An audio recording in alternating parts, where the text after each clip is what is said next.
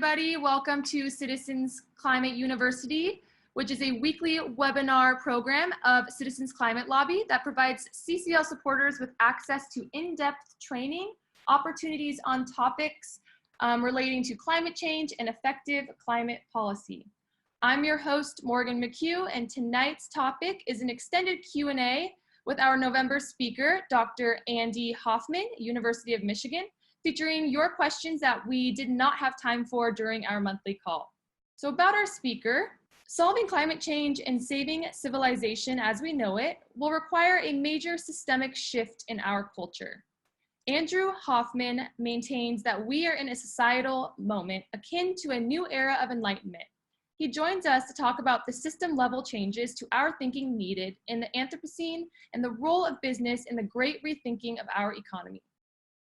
Dr. Hoffman is the Holcim U.S. Professor of Sustainable Enterprise at the University of Michigan. He has published 16 books, including How Culture Shapes the Climate Change Debate and Re-engaging with Sustainability in the Anthropocene Era, an Institutional Approach.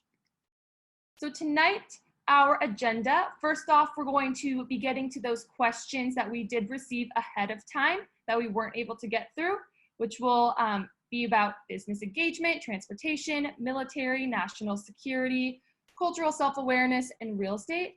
So we're gonna go ahead and get started. First off, Dr. Andy Hoffman, we were wondering, we had a few questions. Basically, can you elaborate on the critical role of business engagement on climate action with its associated opportunities? Well, thanks. It's a pleasure to be here and to take a second shot at addressing some of the questions. I'm in a business school, and so I have chosen the area I want to focus on, and that's try and drive business towards addressing climate change and our environmental and social issues in general. To my mind, business has to be not only part of the solution, but the solution. Business is the most powerful institution on earth. If business isn't solving these problems, quite frankly, they won't be solved. Business will design and construct the buildings we live and work in, the forms of mobility we enjoy, what transports or propels those forms of mobility, what alternatives will come in, the food we eat, the clothes we wear, it all comes from the market. So in many ways, the market is causing the climate change problem, but the market has to be the solution. If we don't steer the market to addressing this, then we're doomed. Now, that doesn't mean that everyone has to feel good about that. And some people may lament the fact that business is so powerful in our world, and that is just the state of things. But that has a place for people who lament that fact as well. I teach my students that they can divide themselves into two categories. One I call dark green, one I call bright green. Dark green sees the market as the solution. Bright green sees the market as the solution. Dark green sees it as the problem. Bright green sees business as an ally. Dark green sees business as the enemy. And they both have a place. One is criticizing and attacking and throwing rocks, and that's a powerful motivator for change. And the other is extending a hand and collaborating. And both of them are necessary to get this done. There's a concept that is fun to think about, the creative energy between the two. It's a concept called the radical flank effect, developed by a sociologist named Haynes, and he was looking at the civil rights movement. And we can think about it this way, that when Martin Luther King first started offering his message to the American public, it was considered too radical. White America couldn't take it, until Malcolm X came along and pulled the radical flank way out here. And so in the climate change debate, the critics, the people who are calling out the issues, they are pulling the radical flank way out here. Naomi Klein says capitalism is the problem, pulls the radical flank way out here. Bill McKibben says let's put the fossil fuel industry out of business, pulls the flank out here. It moves the center. There's a wonderful line by Russell Train, the second administrator of the EPA, when he said, "Thank God for the David Browers of the world. He makes the rest of us seem reasonable." And that's the radical flank in action. So I'm focusing on business. Business has to be the solution to my mind. So engaging with business is critical. I think, if we're going to deal with this issue. Awesome. Well, great. Thank you. So how can we encourage companies to be first movers towards solving climate change? Some companies may fear that if they are the first mover, they will be financially penalized. Can you speak a little to that? Sure. When I think about business and climate change, there are two ways that I think about it. I write about it, I teach about it. And the first is I just treat it as a market shift, just like any other. And so companies deal with market shifts all the time, and they try and respond to them, and they respond to them by innovating. And so what is the market shift that climate change represents? The challenge is to put into a language business already understands. So framing climate change as consumer demand, cost of capital, operational efficiency, regulatory compliance. These are things that companies already understand. So I put it in that language, and it works, even if they don't want to hear the message. I once gave a talk to a business group, and they were not interested really in hearing about climate change. Trade associations typically move down to the lowest common denominator. And I came in to give my talk, and before the talk began, a gentleman came in, he came to the front row, and he slammed a book on the table. And the title was facing me, and the book was called The Climate Hoax. And so I kind of knew where he was going to go with his questions. In the middle of my talk, he interrupted, and he said, "This is all nonsense because climate change is a hoax." And I was able to say, I don't care. You can be agnostic about the science of climate change and still see it as a business issue, because consumers care about it, insurance companies care about it, banks, investors, I can go down the whole litany. Adapt if you wish, I really don't care. And what could he say? He was done. Now, that's sort of the beginning approach. That's sort of the gateway to get in, to get people to listen to this. The next step is to get companies to think bigger. And there's the real challenge. And so the real problems that we face are systemic problems. The solutions have to be systemic problems. So how do we change the system? How do we get companies to change the system? And that requires a broader view of time horizons, looking way beyond the next quarter, looking out 10, 15, 20 years, and thinking, in a sense, the extent to which systemic problems become their problems, and what can they do to wield their power to try and drive change. And so systemic change could be what Intel has done to compel the entire electronics industry to start to focus on conflict minerals. Certainly what Elon Musk has done with transforming the auto sector on electrics when he started Tesla. Everyone said it couldn't be done. Now they're all chasing him. So those are the kind of systemic changes we need to move to. And in many cases, it's hard to do that if you say climate change is a hoax. So you need to get companies to recognize the issue and want to take broader action to compel their industry peers to come along. I've been doing some work with Paul Pullman. He stepped down as CEO of Unilever, and he started something called Imagine. And the proposal is this, their theory of change is this, that if we can find sectors with a lot of market concentration, let's get the CEOs of, say, 4, 5, 8 of the most powerful companies in that sector in a room and engage what they call pre-competitive collaboration. So they've got their antitrust attorneys sitting right there. But let's get them together and say, okay, let's do something on palm oil. Let's do something on climate change. Let's do something on a living wage, on human trafficking, whatever it is. Get these executives together, get their companies to shift. Will that get others in the sector to start move with them? And will that make it easier for governments to set policy? So, so the first one, make it just a standard business issue. That gets people's attention. The second one, get them to drive systemic change. And on the first one, I would add one more thing, that it's key to fit the driver to the company. So you connect it to a constituency outside the company that they care about. So, for example, Procter & Gamble. If you want Procter & Gamble or any consumer goods to company that care about this issue, they're a consumer-driven company. You better get it connected to consumers. If you're at a company like Walmart, they move stuff around the country, around the world. They want to do it as cheaply as possible, connected to operational efficiency, supply chain management. I've done a lot of work with Whirlpool, And they're very proud to say, you know, we don't talk about climate change at all. We talk about energy efficiency because that's what we've been talking about for 30 years. That's what we know. That's how we address the climate change issue. That's how we're going to push it deeper. So put it in business language, you'll get people's attention. Thank you. With regards to fundamentally rethinking the transportation industry, how much of the responsibility do you think rests on consumers to drive demand for sustainable drive trains, and how much do you think automotive producers should drive improvements in charging infrastructure and battery technology?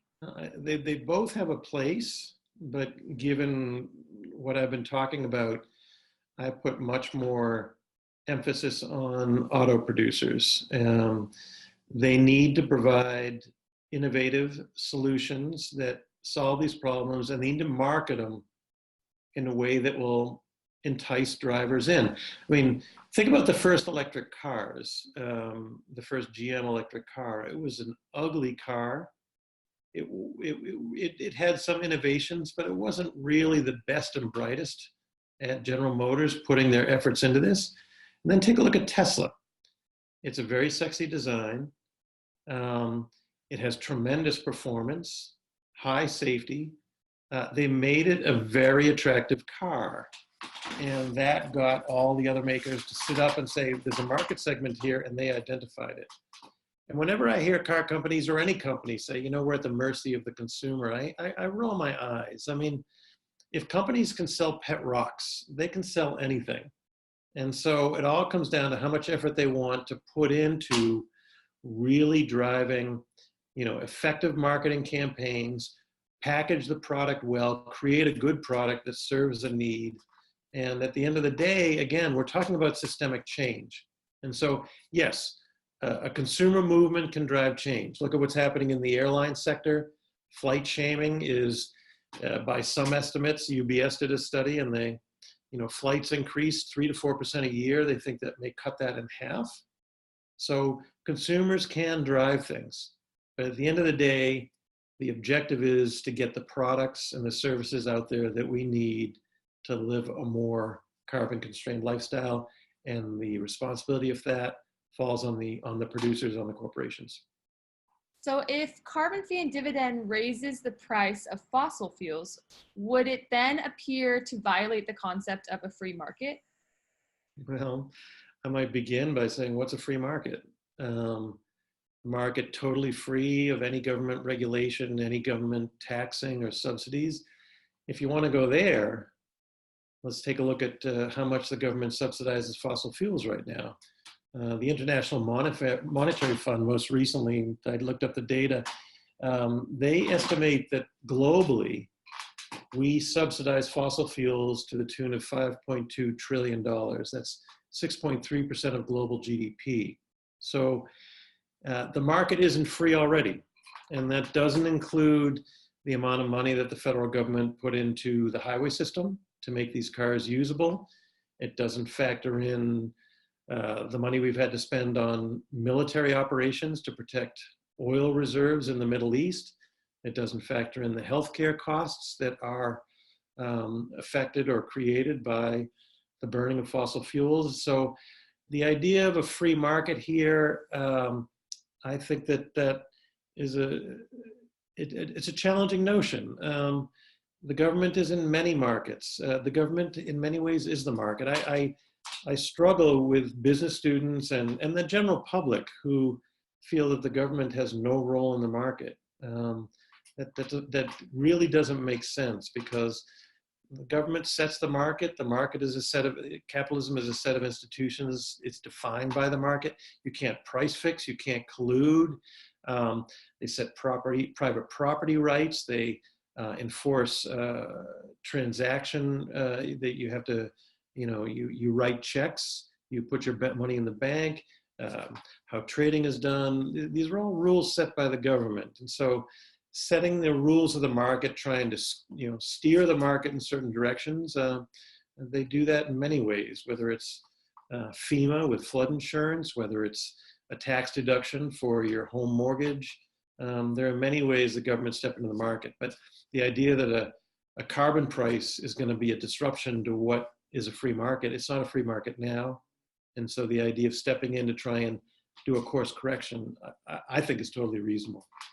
Great, thank you. What is the influence of the military in climate change as they see the effects around the world?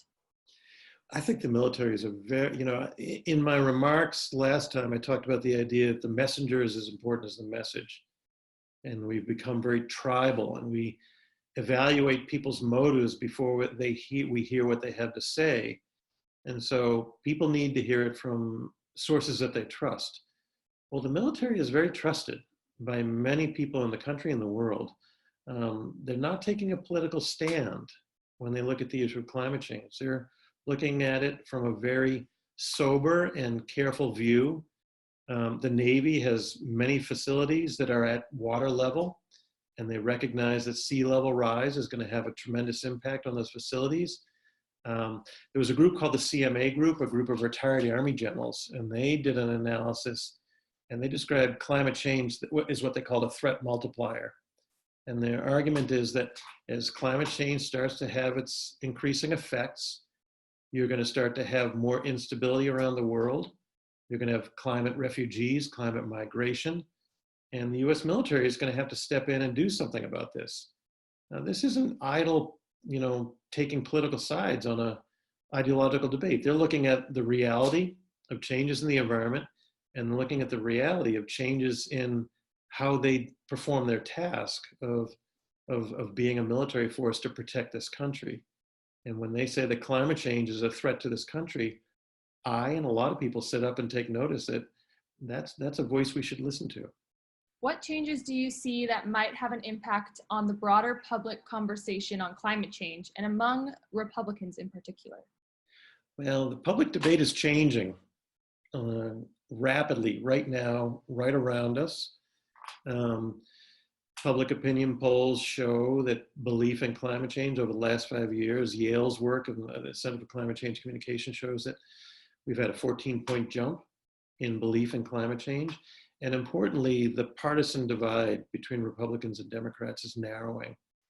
If you look at 1997, the difference between Republicans and Democrats was pretty much non-existent. And that's when the Kyoto Treaty was signed. And then the divide starts to happen where more and more Democrats think it's real, less and less Republicans think it's real. Republicans hit a low spot in 2009, 2010, around 35% of Republicans. Since then, it's been coming steadily up. And I think it's up to around between 54 and 66%, depending on which surveys you look at. And that's important because people are they vote. And the calculus for most Republican politicians is don't come out on climate change. They look at Bob Inglis and say, there's our poster child. Don't suffer the fate of Bob Inglis. He had tremendous conservative bona fides, but he came out and said climate change was real and he got voted out of office. Now, there's a certain point at which the voter base is not going to support that position. There's a certain point at which the voters will say, if a Republican comes out and says climate change is real, they're going to say, finally, we can be over this.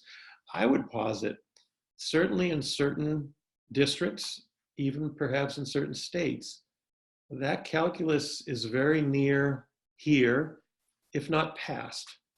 And what it requires is enough in numbers. It's kind of like whack-a-mole. If you have one, they can get hit. If you have a number of them come out, there's safety in numbers and they'll start to come forward. And so that makes me optimistic that divide is starting to narrow. When you ask people, the surveys, when they ask people why do they change their mind, there's two answers. One is the physical impacts that we're seeing. And importantly, those impacts are hitting, people have been able to deny climate change for three reasons. It's going to happen to somebody else, someplace else in the future. The events now are happening to this country, so they're happening to us. They're happening now, and they're happening to people we know and can relate to. And so when Harvey hits Houston, or the Camp Fires hit California, or Dorian hits the East Coast, we watch that and we look and say, oh, holy smokes, that's us. That's a whole different story than another typhoon hitting a part of the world that perhaps we don't relate to. And so The physical impact is the number one reason why people are starting to believe in shifting their position on climate change. The second is they are compelled by the argumentation. And again, I go back to the messenger. One messenger that's been increasingly vocal on climate change is meteorologists, and people trust the meteorologists. And so if you looked at the coverage of Dorian, you heard a lot of meteorologists giving a lesson on, okay, what is happening here is the water is warmer, that's making the storm more severe, that's why it's whacking us, and expect more of them. And people are internalizing this. And then interestingly, the youth movement, the climate youth movement, I think is also a big part of this. One of the problems with environmental issues in general is that there's no clear constituency. Everyone benefits from a clean environment. There's no aggrieved party.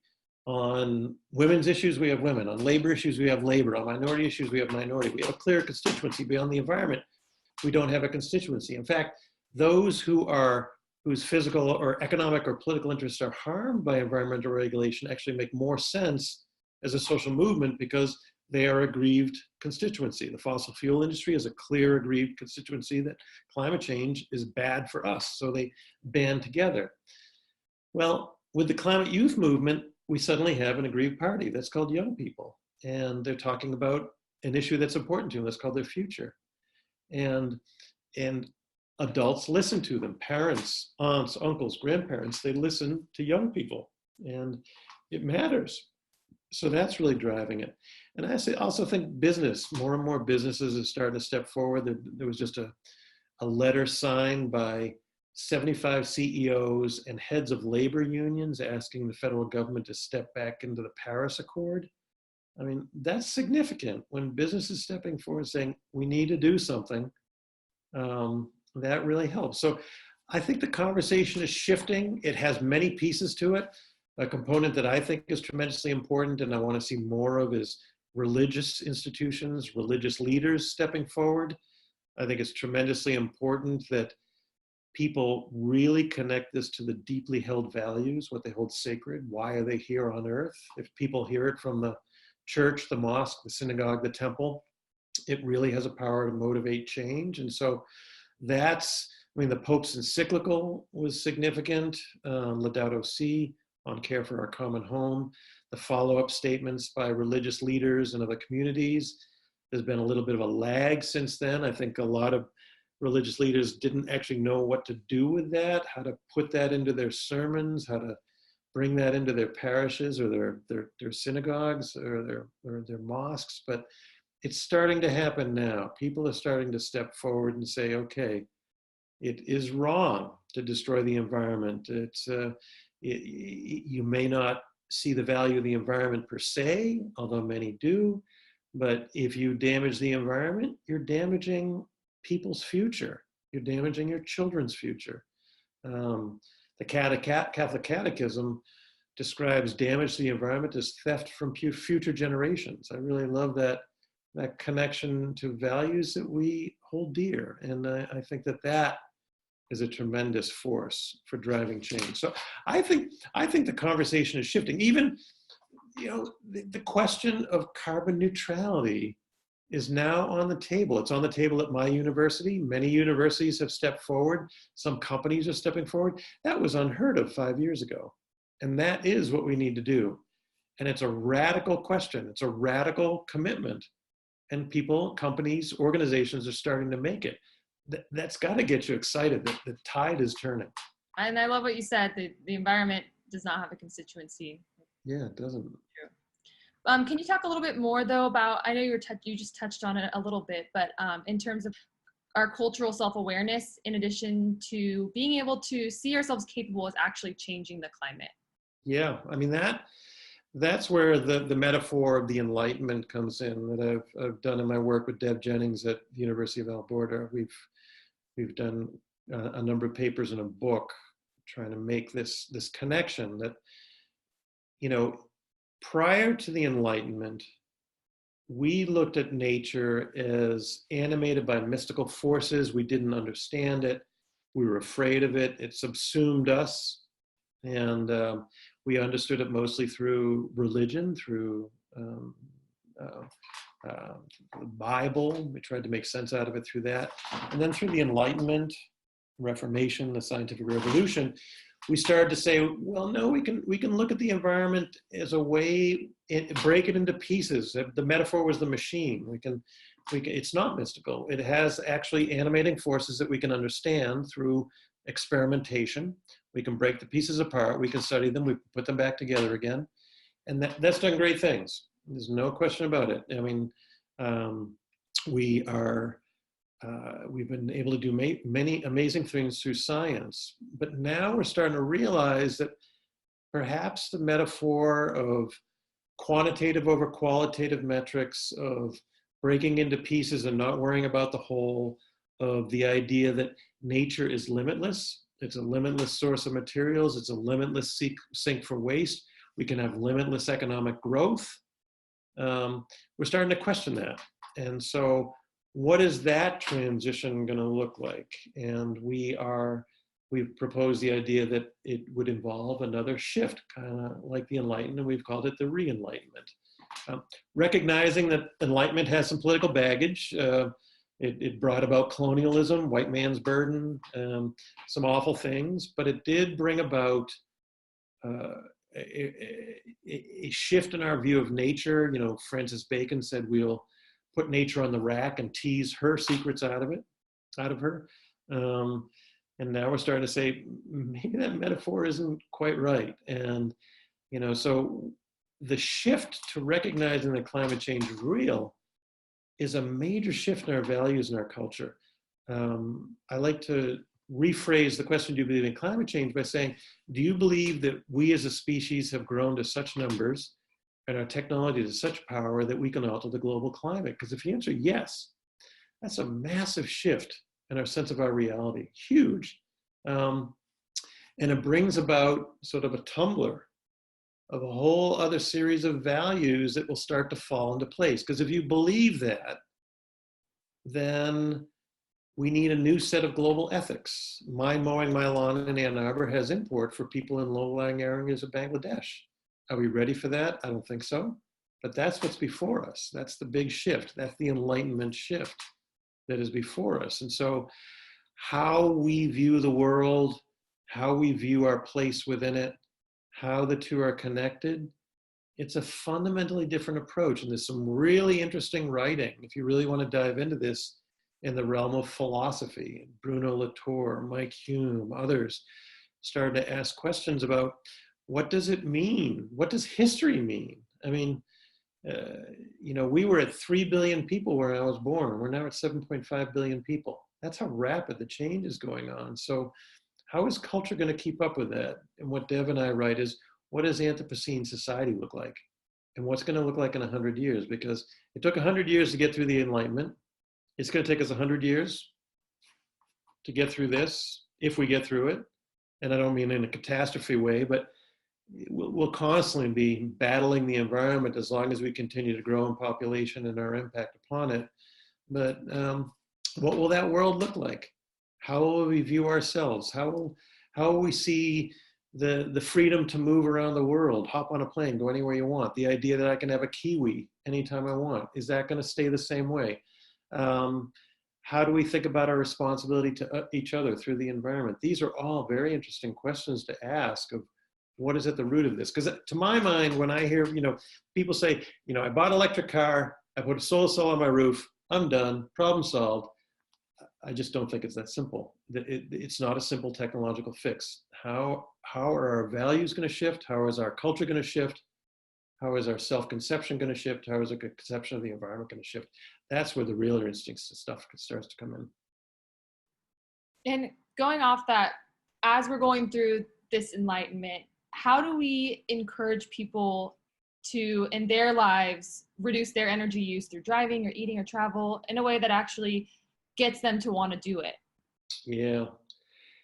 I would begin by saying, you know, I think we're in the midst of the shift now, but an interesting curiosity of the comparison to the Enlightenment is that, and particularly the scientific revolution, is many people didn't know what was going on when it was happening. The term was actually developed in many cases later on, and we look back and said, oh, something happened there. What was that? And it was given a name. And so a lot of people won't know it's happening until it's done. And I find that very curious.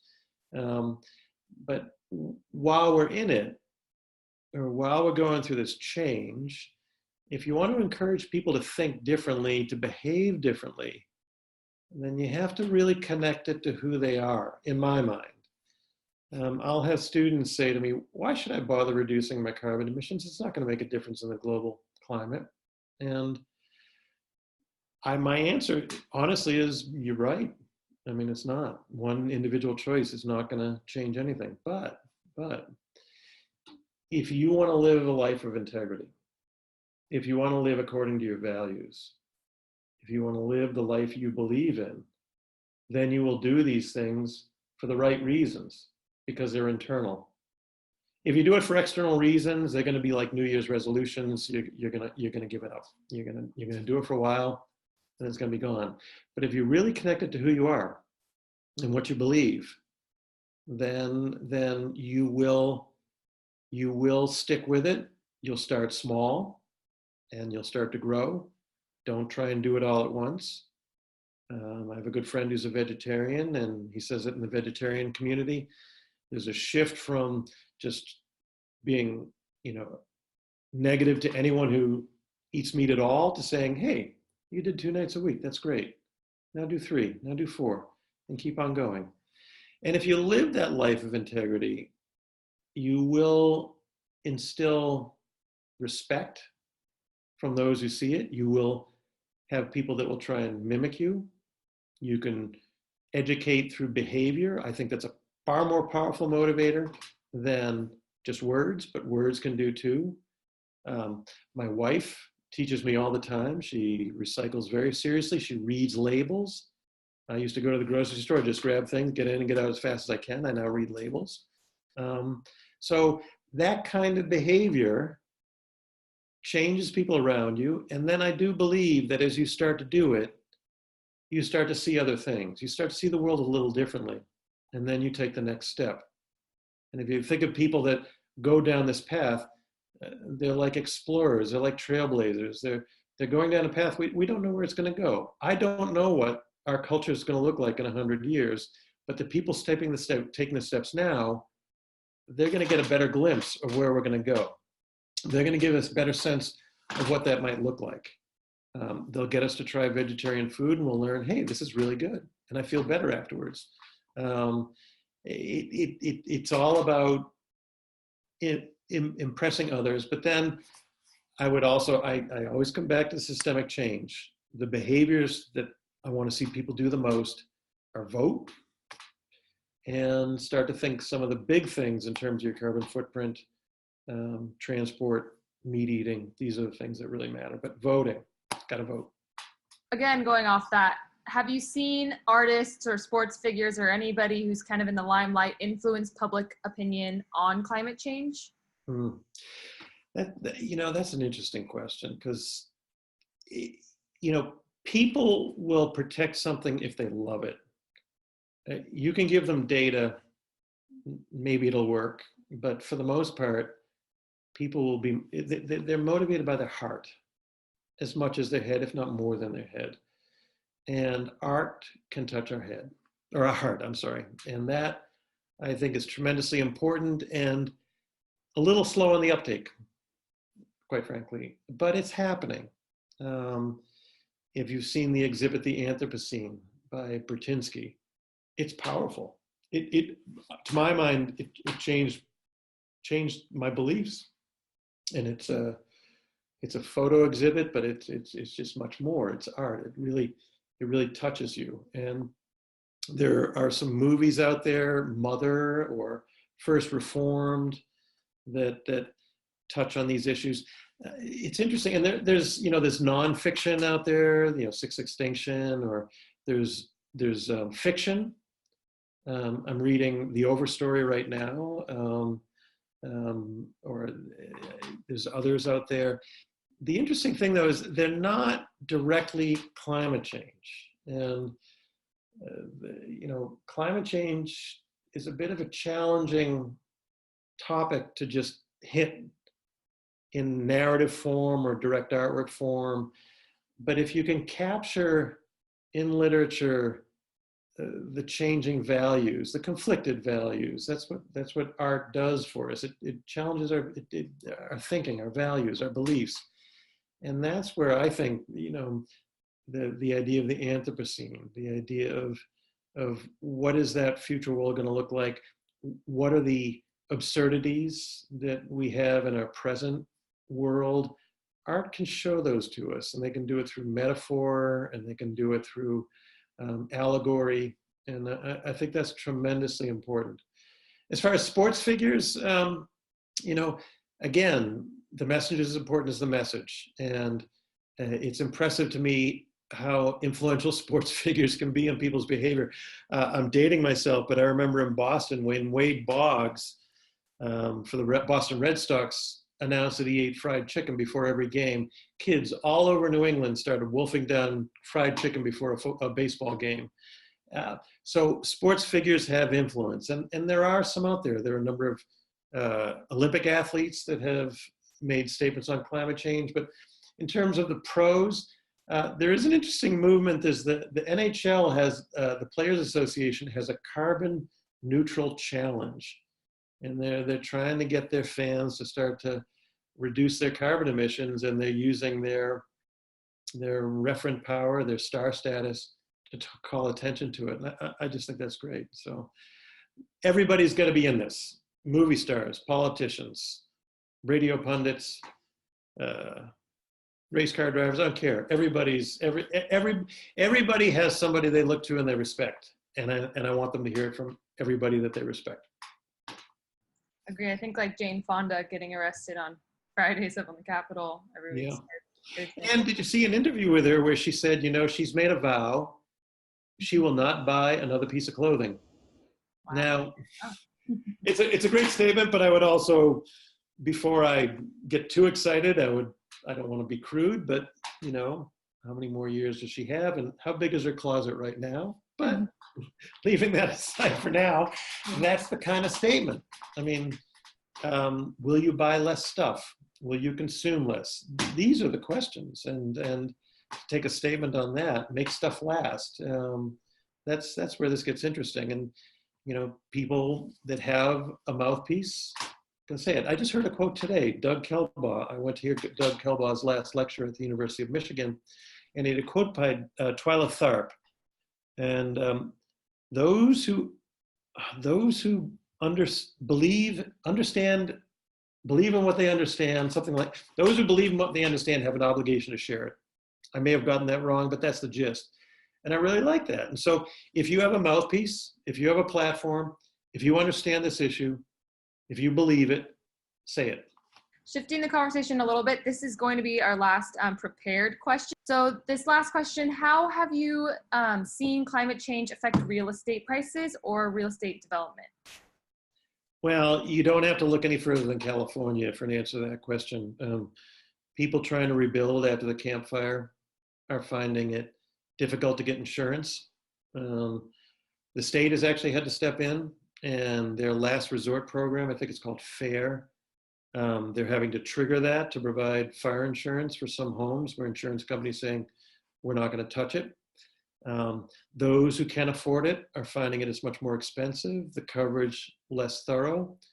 And interestingly, more insurance companies, AIG is doing this, that if you have a very large home and you want them to insure it, you also have to buy into their private firefighting company. And so if you have a big mansion in California, the fire starts, the fire trucks are coming to your house, they're going to leave your neighbors behind, but they're going to come to your house. So that is certainly driving change in terms of development in those areas. And I think we can expect more of that. Coastal properties are going to become harder to insure.